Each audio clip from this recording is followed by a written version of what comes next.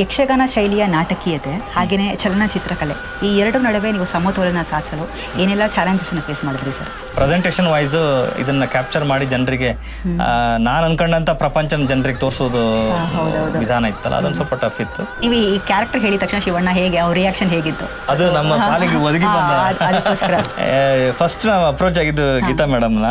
ಅವರು ಯಕ್ಷಗಾನ ನೋಡಿದಾಗ ಅವರು ನಮ್ಮ ಭಾಗದವ್ರು ಆಗಿದ್ರಿಂದ, ಶಿವಮೊಗ್ಗ ಸೈಡ್ ಆಗಿರೋದ್ರಿಂದ ಅವ್ರಿಗೆ ಯಕ್ಷಗಾನ ಬಗ್ಗೆ ಗೊತ್ತಿತ್ತು. ಹಾಗಾಗಿ ತುಂಬಾ ಬ್ಯೂಟಿಫುಲ್ ಆಗಿ ಮಾಡಿದಿರ. ಅವಾಗ ಶಿವಣ್ಣ ಈ ಥರ ಒಂದು ಪಾತ್ರ ಮಾಡಿಸ್ಬೇಕು ಅಂತ ಅನ್ಕೊಂಡಿದ್ದೆ. ನನ್ನ ಹತ್ರ ಏನು ನಾಲೆಜ್ ಇದೆ ಅಂತ ತರ್ಬೋದು ನಾನು ಅಷ್ಟೇ. ನಾನು ಜೇಮ್ಸ್ ಕ್ಯಾಮ್ರನ್ ಆಗ್ಲಿಕ್ಕೆ ಸಾಧ್ಯ ಇಲ್ಲ. ಸೊ ನನ್ನ ಹತ್ರ ಏನು ನಾಲೆಜ್ ಇದೆ ಆ ನಾಲೆಜ್ಗೆ ಓರಿಯೆಂಟೆಡ್ ನಾನು ಮಾಡ್ಬೋದು.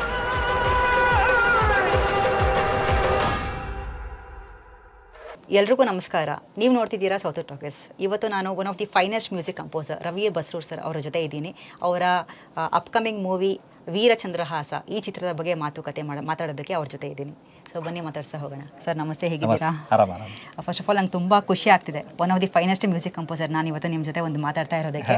ಆ್ಯಂಡ್ ನಿಮ್ಮ ಅಪ್ಕಮಿಂಗ್ ಸಿನಿಮಾ ವೀರಚಂದ್ರಹಾಸ ಇದೇ ಏಪ್ರಿಲ್ 18ಕ್ಕೆ ರಿಲೀಸ್ ಆಗ್ತಿದೆ. ಎಷ್ಟು ಎಕ್ಸೈಟ್ ಆಗಿದ್ದೀರಾ ಸರ್ ನೀವು? ಮೊದಲನೇದಾಗಿ ಖಂಡಿತ ತುಂಬ ಎಕ್ಸೈಟ್. ಯಾಕಂದರೆ 12 ವರ್ಷದ ಕನಸು ಈ ಥರ ಸಿನಿಮಾನ ಜನರಿಗೆ ಮುಟ್ಟಿಸ್ಬೇಕು ಅಂತ. ಅದು ಕಾಲ ಹತ್ತಿರ ಬಂದಿದೆ, ಸಂಪೂರ್ಣ ಮುಗಿದಿದೆ. ಇನ್ನೇನು ಜನರಿಗೆ ತಲುಪಿಸ್ಬೇಕು.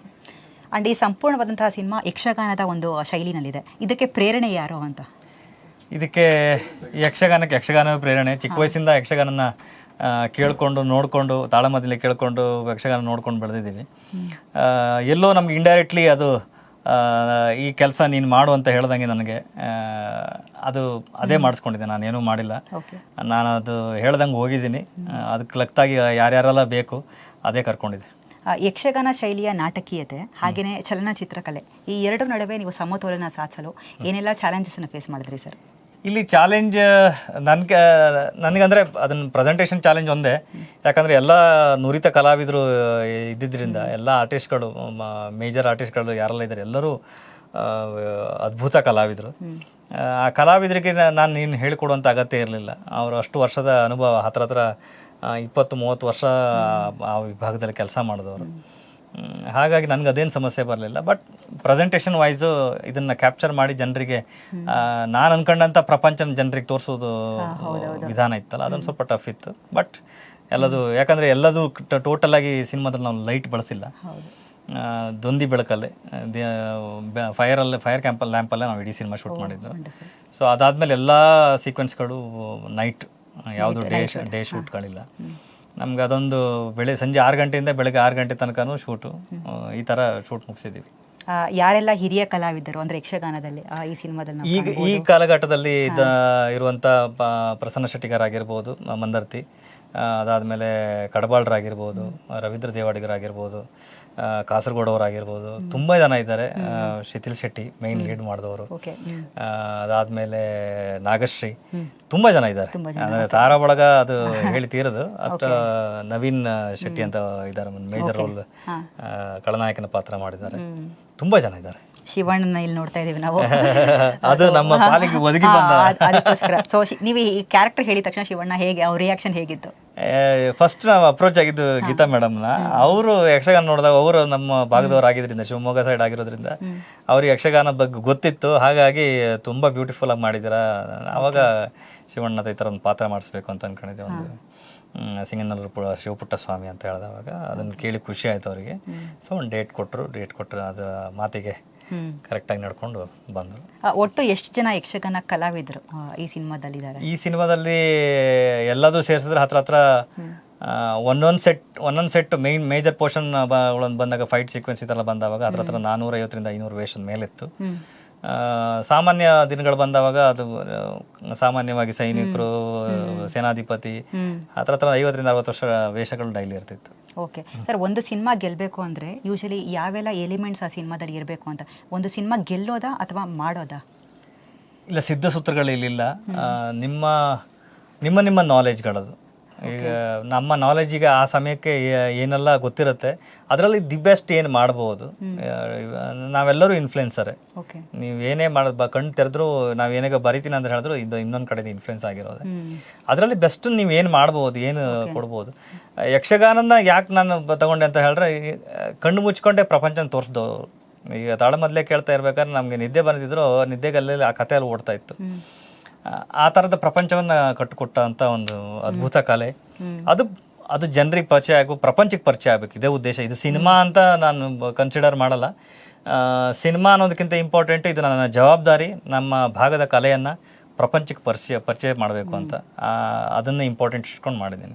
ನೀವು ಈಗಷ್ಟೇ ಹೇಳಿದ್ರೆ ಇದೊಂದು ಕಲೆ, ಸೊ ಈ ರೀತಿಯಾದಂತಹ ಒಂದು ಪ್ರಯೋಗಾತ್ಮಕ ಕಲೆ ನಮ್ಮ ಕನ್ನಡ ಚಿತ್ರರಂಗಕ್ಕೆ ಯಾವ ರೀತಿ ಕೊಡುಗೆ ಆಗುತ್ತೆ ಅಂತ ನೀವು ಭಾವಿಸ್ತೀರಾ?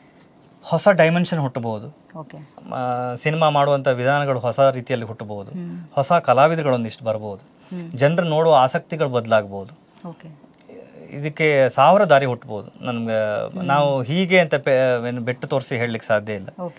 ಸೊ ಪ್ರತಿಯೊಂದು ಪ್ರಯತ್ನವೇ. ಆ ಪ್ರಯತ್ನಗಳಲ್ಲಿ ಇದು ನನ್ನ ಇಮ್ಯಾಜಿನೇಷನ್ನು, ಹೀಗೆ ನಾನು ಕಂಡಂಥ ಪ್ರಪಂಚ, ನಾನು ಕತೆ ಕೇಳಿದವಾಗ, ನಾನು ಯಕ್ಷಗಾನ ನೋಡಿದವಾಗ ಇದು ಹಿಂಗಿದ್ರೆ ಹೇಗಿರ್ತಿತ್ತು ಅಂತ ಅಂದ್ಕೊಂಡವನು. ಸೊ ಅದನ್ನು ಜನರಿಗೆ ತರುವಂಥ ಪ್ರಯತ್ನ ನಂದು. ನನ್ನ ಹತ್ರ ಏನು ನಾಲೆಜ್ ಇದೆ ಅದನ್ನ ತರ್ಬೋದು ನಾನು ಅಷ್ಟೇ. ನಾನು ಜೇಮ್ಸ್ ಕ್ಯಾಮ್ರನ್ ಆಗ್ಲಿಕ್ಕೆ ಸಾಧ್ಯ ಇಲ್ಲ. ಸೊ ನನ್ನ ಹತ್ರ ಏನು ನಾಲೆಜ್ ಇದೆ ಆ ನಾಲೆಜ್ಗೆ ಓರಿಯೆಂಟೆಡ್ ನಾನು ಮಾಡ್ಬೋದು. ಸೊ ಆ ನಾಲೆಜ್ಗೆ ಓರಿಯೆಂಟೆಡ್ ನನ್ನ ಕಲ್ಪನೆ ಇದು, ಯಕ್ಷ ಪ್ರಪಂಚನ ತೋರಿಸ್ಬೇಕು ಅಂತ ಜನರಿಗೆ. ಒಂದು ಕರಾವಳಿ ಭಾಗದವ್ರು ಮಾತ್ರ ನಾವೆಲ್ಲರೂ ಕಣ್ಣಿಗೆ ಒತ್ತು ಇಟ್ಕೊಂಡಂತ ಯಕ್ಷಗಾನ. ಸೊ ಅದನ್ನ ಹೊರಗಿನ ಪ್ರಪಂಚದವರಿಗೂ ನೀವು ಸ್ವಲ್ಪ ನೋಡಿ, ನೀವು ಸ್ವಲ್ಪ ಇದನ್ನ ರುಚಿನ ಸವಿರಿ ಅಂತ ನಮ್ಮ ಆಸೆ ಅಷ್ಟೇ. ಆಕ್ಚುಲಿ ಪೋಸ್ಟರ್ ನೋಡಿದ್ರೆ ಮೈ ಜುಮ್ ಅನ್ಸುತ್ತೆ, ಅಂದ್ರೆ ಅದ್ಭುತವಾಗಿ ಬಂದಿದೆ. ಸೊ ಇದರ ಆರ್ಟ್ ಡೈರೆಕ್ಷನ್ ಬಗ್ಗೆ ನೀವು ಹೇಳೋದಾದ್ರೆ ಈ ಸಿನಿಮಾ? ಖಂಡಿತ, ಅದು ಕಂಪ್ಲೀಟ್ ಟೀಮ್. ನಮ್ಮ ಬಡಿಗೇರ್ ಅಂತ ಪ್ರಭಾಕರಣ್ಣ ಅಂತ ಆರ್ಟ್ ಡಿಪಾರ್ಟ್ಮೆಂಟ್ ತುಂಬ ಜನ ಸಪೋರ್ಟ್ ಇದೆ. ಅವ್ರ ಟೀಮ್ ಆಗಿರಲಿ, ನಮ್ಮ ಟೀಮ್ ಹಗಲು ರಾತ್ರಿ ಕೆಲಸ ಮಾಡಿದೆ. ಎಲ್ಲರೂ ಇದನ್ನ ಅಂದ್ರೆ ಒನ್ ಡಿಪಾರ್ಟ್ಮೆಂಟ್ ಅಂತ ನಾವು ಕೆಲಸ ಮಾಡಿದವರಲ್ಲ. ಇದು ನಮ್ಗೆ ಯಾವಾಗ ಜವಾಬ್ದಾರಿ ತಗೊಂಡು ನಮ್ಮ ಮೈಯೆಲ್ಲ ಕಣ್ಣಾಗಿತ್ತು. ಸೊ ಅದು ಎಲ್ಲೂ ಆ ನ್ಯೂನ್ಯತೆಗಳು ಕಾಣಿಸ್ತಿದ್ದಂಗೆ ಆ ನ್ಯೂನ್ಯತೆಗಳನ್ನ ನಾವು ಅದನ್ನೆಲ್ಲ ಬದಿಗೊತ್ತಿ ಅದನ್ನ ನೀಟಾಗಿ ದೇವ್ರ ಕೆಲಸ ತರ ಮಾಡಿದ್ದೀರಾ. ಒಂದು ಕಡೆ ನೀವು ಮ್ಯೂಸಿಕ್ ಡೈರೆಕ್ಷನ್ ಇದೇ ಸಿನಿಮಾಗೆ, ಮತ್ತೊಂದು ಕಡೆ ಡೈರೆಕ್ಷನ್, ಸೊ ಈ ಎರಡನ್ನ ಹೇಗೆ ಬ್ಯಾಲೆನ್ಸ್ ಮಾಡಿದ್ರಿ? ಇಲ್ಲ, ಜೀವನದಲ್ಲಿ ಏನು ಅನ್ಕೊಂತೀವಿ ಅದು ಮಾಡಬೇಕು.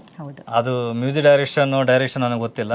ನಿಮಗೆ ಭಗವಂತ ಕೊಟ್ಟಂತ ನಾಲೆಜನ್ನ, ಅವನು ನಾಲೆಜ್ ಕೊಟ್ಟಂತ ಇಲ್ಲಿ ಒಳಗಡೆ ನಿಮ್ಗೆ ಇನ್ಫಾರ್ಮೇಶನ್ ಕೊಟ್ಟ ಅಂತ ಹೇಳಿದ್ರೆ ನೀವು ಅದನ್ನ ಮಾಡಬೇಕು ಅಂತ ಅರ್ಥ. ಆ ಹೆಜ್ಜೆನ ನಾನು ಇಟ್ಟಿದ್ದೀನಿ. ಪ್ರತಿ ಸಲ ನನಗೆ ಏನು ಸಿಗುತ್ತೋ ಅದನ್ನ ಹೆಜ್ಜೆನ ನಾನು ಇಟ್ಟಿದ್ದೀನಿ, ಆಕ್ಷನ್ ತಗೊಂಡಿದ್ದೀನಿ ಅಷ್ಟೇ. ಅದು ಆಗತ್ತೆ ಅಂತ ನಂಬಿಕೆ ನನಗೆ. ಅದೆಲ್ಲದು ಇಲ್ಲಿ ತನಕ ಮಾಡಿದಂತೆ ಎಲ್ಲ 5 ಸಿನಿಮಾಗಳು ನನಗೆ ಆ ನಂಬಿಕೆ ಸಿಕ್ಕಿದೆ. ಸರ್, ಈ ಸಿನಿಮಾದ ಪ್ರಮೋಷನ್ಗೆ ಯಶ್ ಅವರು ಬರ್ತಾರೆ ಅನ್ನೋ ಒಂದು ಮಾಹಿತಿ ಇದೆ. ಆ ಯಶ್ ಅವರು ಪ್ರತಿಯೊಂದು ನಿಮ್ಮ ಅಂದರೆ ನಿಮಗೆ ಬೆನ್ನೆಲುಬಾಗಿ ನಿಂತಿದ್ದಾರೆ. ಸೊ ಏನು ಹೇಳ್ತೀರಾ ಸರ್? ನನಗೆ ಗೊತ್ತಿಲ್ಲ, ಬಟ್ ಆಸ್ ಅಣ್ಣನಾಗಿ ಅವ್ರದ್ದು ವಿಶಸ್ ಅಂತೂ ಖಂಡಿತ ಇರುತ್ತೆ. ನನ್ನ ಎಲ್ಲ ಹೆಜ್ಜೆಗಳಲ್ಲೂ ಅವರಾಗಿರ್ಲಿ, ಪ್ರಶಾಂತ್ ಸರ್ ಆಗಿರ್ಲಿ, ಎಲ್ಲರೂ ಆಶೀರ್ವಾದ ಕೊಟ್ಟವ್ರೆ, ಕೊಡುವವರೇ. ಖಂಡಿತ ಬೆನ್ನೆಲುಬಾಗಿದ್ದೇ ಇರ್ತಾರೆ. ಯಕ್ಷಗಾನ ಶೈಲಿಯ ಕಥಾಸಾರ ಮತ್ತು ತತ್ವಗಳನ್ನ ಇಂದಿನ ಜನಾಂಗಕ್ಕೆ ನೀವು ಸೂಕ್ತವಾಗಿ ಮುಟ್ಟಿಸೋದ್ರಲ್ಲಿ ಯಾವ ರೀತಿ ಬದಲಾವಣೆಗಳನ್ನ ಮಾಡಿದ್ದೀರಾ? ಕಥೆಯಲ್ಲಿ ಬದಲಾವಣೆ ಮಾಡುವಂಥ ಅಗತ್ಯ ಇಲ್ಲ ಅಂತ ಅನ್ಸುತ್ತೆ. ಅಂದರೆ ಅದು ಏನು ನಡೆದಂಥ ಕತೆ, ಅದರಲ್ಲಿ ಅಷ್ಟು ಗಾಢತೆ ಇದೆ. ಅದಕ್ಕೆ ಸಿನಿಮ್ಯಾಟಿಕ್ ಟಚ್ಗಳನ್ನು ಕೊಟ್ಟಿದ್ದೀವಿ. ಅಂದರೆ ಇನ್ನೂ ಎಲಿವೇಶನ್ ಆಗೋ ಥರ, ಇನ್ನೂ ಕ್ಯಾರೆಕ್ಟರ್ ಬೇಗ ಎಮೋಷನ್ ಆಗೋ ಥರ, ಇನ್ನೂ ಕ್ಯಾರೆಕ್ಟರ್ ನೋಡಿ ನಮ್ಗೆ ದುಃಖ ಆಗೋ ಥರ, ಇನ್ನೂ ಕ್ಯಾರೆಕ್ಟರ್ ನೋಡಿ ನಾವು ವಿಜೃಂಭಿಸೋ ಥರ, ಈ ವಿಭಾಗದಲ್ಲಿ ಏನು ಕೆಲಸ ಮಾಡಬೇಕು ಆ ಕೆಲಸಗಳನ್ನ ಮಾಡಿದ್ದೀವಿ. ಆ ಸನ್ನಿವೇಶನ ಇನ್ನೂ ಚೆನ್ನಾಗಿ ಹೇಗೆ ಹೆಣಿಬಹುದು. ಕತೆ ರೂಟ್ ಅದೇ, ಆ ರೂಟಲ್ಲಿ ಇನ್ನೂ ಭಾವನಾತ್ಮಕ ಸಿನಿಮ್ಯಾಟಿಕ್ ಅಲ್ಲ, ಭಾವನಾತ್ಮಕವಾಗಿ ನಾವು ಹೇಗೆ ಅದನ್ನ ಕನೆಕ್ಟ್ ಆಗ್ಬೋದು. ಅಲ್ಲೊಂದಿಷ್ಟು ಉಪಕಥೆಗಳನ್ನ, ಈಗ ಉದಾಹರಣೆಗೆ ಇದರಲ್ಲಿ ಬಂದಂಥ ಕಥೆಗಳದ್ದು ಒಂದು ಒರಿಜಿನಲ್ ಬುಕ್ಕನ್ನು ಓದಿದೆ, ಅದರಲ್ಲೂ ಒಂದು ಕತೆ ನನಗೆ ಬೇರೆ ಥರ ಕಾಣಿಸ್ತು. ಸೊ ಅದೇ ಕಥೆನೇ ಈಗ ಯಕ್ಷಗಾನದಲ್ಲಿ ಚಂದ್ರಹಾಸ ಕಥೆನೇ ಪುಸ್ತಕದಲ್ಲಿ ಒಂದು ಸ್ವಲ್ಪ ಬೇರೆ ಥರ ಇದೆ. ಅದಾದ್ಮೇಲೆ ಹರಿಕತೆ ಕೇಳಿದೆ, ಹರಿಕತೆಯಲ್ಲಿ ಒಂದು ಸ್ವಲ್ಪ ಬೇರೆ ಕತೆ ಇದೆ. ಎಲ್ಲದೂ ಹಿಸ್ಟ್ರಿಯಿಂದ ಬಂದಿರೋದೆ. ಇದರಲ್ಲಿ ಚೆನ್ನಾಗಿರೋದು ಏನು, ಓಕೆ ಈ ಎಲಿಮೆಂಟ್ಗಳನ್ನ ಇವರು ಇಂಪ್ರೂವ್ ಮಾಡಿದ್ದಾರೆ, ಈ ಎಲಿಮೆಂಟ್ಗಳನ್ನ ಇಂಪ್ರೂವ್ ಮಾಡಿದ್ದಾರೆ. ಸೊ ನನ್ಗೆ ಗೊತ್ತಿದ್ದಂಗೆ ಒಂದು ಫಸ್ಟ್ ಟೈಮ್ ಒಂದು ಫ್ಯಾಂಟಸಿ ತಗೊಂಡ್ಬಂದಿದ್ದೀನಿ ಸಿನಿಮಾದಲ್ಲಿ. ಸೊ ಒಂದು ಕ್ಯಾರೆಕ್ಟರ್ಗೆ ಫ್ಯಾಂಟಸಿ ನಿಮ್ಗೆ ಗೊತ್ತಾಗುತ್ತೆ, ನಿಮ್ಮ ಟೀಸರ್ ನೋಡಿ, ನೋಡಿರ್ತೀರ ಟೀಸರ್. ಸೊ ಒಂದು ಫ್ಯಾಂಟಸಿ ವರ್ಡ್ ಕ್ರಿಯೇಟ್ ಆಗುತ್ತೆ ಆಟೋಮೆಟಿಕ್ಲಿ, ಶ್ರೀಮನ್ನಾರಾಯಣನ ಅನುಗ್ರಹ ಅವನ ಮೇಲೆ ಆದಂಗಿಂದ. ಸೊ ಇದ್ರಲ್ಲಿ ಕತೆ ಮುಚ್ಚಿಡುವಂಥದ್ದು ಏನಿದೆ ಎಲ್ಲರಿಗೂ ಗೊತ್ತಿರುವಂಥದ್ದೇ ಕತೆ. ಸೊ ಅದರಲ್ಲಿ ಒಂದಿಷ್ಟು ಯೂನಿಕ್ನೆಸ್ ನಾವು ಮೇಂಟೈನ್ ಮಾಡ್ಕೊಂಡ್ ಬಂದಿದ್ದೀವಿ.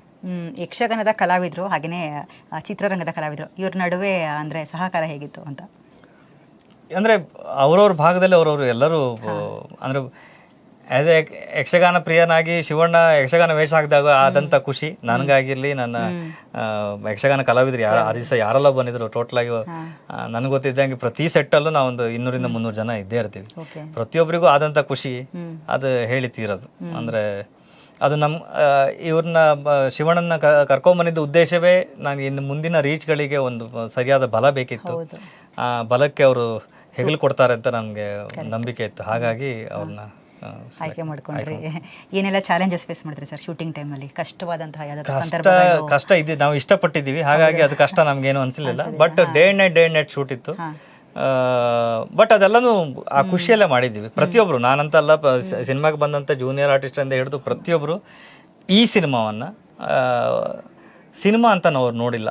ಅಂದ್ರೆ ಅವರ ರೆಗ್ಯುಲರ್ ಸಿನಿಮಾಗಳನ್ನು ನಾನು ನೋಡಿದ್ದೀನಿ. ಅದಾದ್ಮೇಲೆ ಈ ಸಿನಿಮಾದಲ್ಲಿ ಅವ್ರು ಬಂದವಾಗ ಅವ್ರು ತಗೊಂಡಂತ ರೀತಿ ನೀತಿಗಳನ್ನ ನೋಡಿದ್ದೀನಿ. ಅಂದ್ರೆ ಜಾಬ್ ಅಂತ ನೋಡಿಲ್ಲ. ಪ್ರತಿಯೊಬ್ಬರು ಎಲ್ಲ ಡಿಪಾರ್ಟ್ಮೆಂಟಲ್ಲೂ ಕೆಲಸ ಮಾಡ್ತಾ ಇದ್ರು. ಎಲ್ಲರೂ ಅಣ್ಣ ತಮ್ಮನ ಥರ ಕೆಲಸ ಮಾಡಿದ್ದೀವಿ, ಅದಂತೂ guarantee.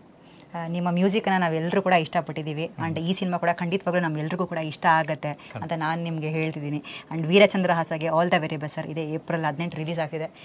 And all the best. ನೀವೇನೇನು ಕನ್ಸು ಕಟ್ಕೊಂಡಿದ್ದೀರೋ ಎಲ್ಲದಕ್ಕೂ ಶುಭ ಆಗಲಿ ಅಂತ ನಮ್ಮ ಕಡೆಯಿಂದ, ನಮ್ಮ ತಂಡದ ಕಡೆಯಿಂದ ನಿಮಗೆ all the very best. Thank you. ಈ ಮೂಲಕ ನಿಮ್ಮ ವ್ಯೂವರ್ಸಿಗೆ ಒಂದು ಹೇಳಲಿಕ್ಕೆ ಇಷ್ಟಪಡ್ತೀನಿ. ಇದೊಂದು ಹೊಸ ಪ್ರಯತ್ನ. ಕರಾವಳಿಯ ಗಂಡುಮೆಟ್ಟಿನ ಕಲೆ ಯಕ್ಷಗಾನವನ್ನು ಪ್ರಪಂಚಕ್ಕೆ ಪರಿಚಯ ಮಾಡಬೇಕು. ಒಂದು ಸಮುದ್ರದಂಥ ಭಂಡಾರ ಇರುವಂಥ ಒಂದು ಕಲೆ. ಈ ಕಲೆಯನ್ನು ಎಲ್ಲರೂ ಕಲಿಯುವಂತಾಗಬೇಕು, ಎಲ್ಲರೂ ನೋಡುವಂತಾಗಬೇಕು ಅಂತ ನಮ್ಮ ಆಸೆ. ನಮ್ಮ ಹಿಸ್ಟ್ರಿಯನ್ನು, ನಮ್ಮ ಇತಿಹಾಸವನ್ನು ತಿಳಿಲಿಕ್ಕೆ ಒಂದು ಒಳ್ಳೆಯ ಒಂದು ಇದು ಸಿಕ್ಕಿದೆ ನಮಗೆ. ಯಕ್ಷಗಾನ ಒಂದು ಒಳ್ಳೆಯ ನಮಗೆ ಏನು ಕಲೀಲಿಕ್ಕಾಗಿರಲಿ, ಇನ್ಫಾರ್ಮೇಷನ್ನ ತಿಳ್ಕೊಳ್ಳಿಕ್ಕೆ ಒಂದು ಒಳ್ಳೆಯ ವೇದಿಕೆ ಸಿಕ್ಕಿದೆ. ಅದನ್ನೆಲ್ಲರೂ ಬಳಸ್ಕೊಳ್ಳುವಂತಾಗಬೇಕು. ಈ ಸಿನಿಮಾ ಮೂಲಕ ನೀವು ನೋಡಿದವಾಗ ನಿಮಗೆ ಗೊತ್ತಾಗುತ್ತೆ. ನಿಮ್ಮ ಮನೆಯಲ್ಲಿ ಒಂದು ಮಗುನ ಯಕ್ಷಗಾನ ಕಲೀಲಿಕ್ಕೆ ಹಾಕಿ ಆ ಇನ್ಫಾರ್ಮೇಷನ್ ನಿಮಗೆ ಗೊತ್ತಾಗುತ್ತೆ ಎಷ್ಟು ಮಟ್ಟದ ನಾಲೆಜ್ ಅದರಲ್ಲಿ ಇದೆ ಅಂತ. ಈ ಕಲ್ಚರು ಇಡೀ ಪ್ರಪಂಚಕ್ಕೆ ಪರಿಚಯ ಆಗಬೇಕು. ಅದು ನೀವೆಲ್ಲರೂ ಸೇರಿ ಇದನ್ನು ಹೆಗಲು ಕೊಟ್ಟು ಮೇಲೆ ಎಳಿಸಿ ಅಂತ ನಾನು ಕೇಳ್ಕೊಳ್ತೀನಿ. ಯಕ್ಷಗಾನಂ ಗೆಲ್ಗೆ, ಯಕ್ಷಗಾನಂ ಬಾಳ್ಗೆ.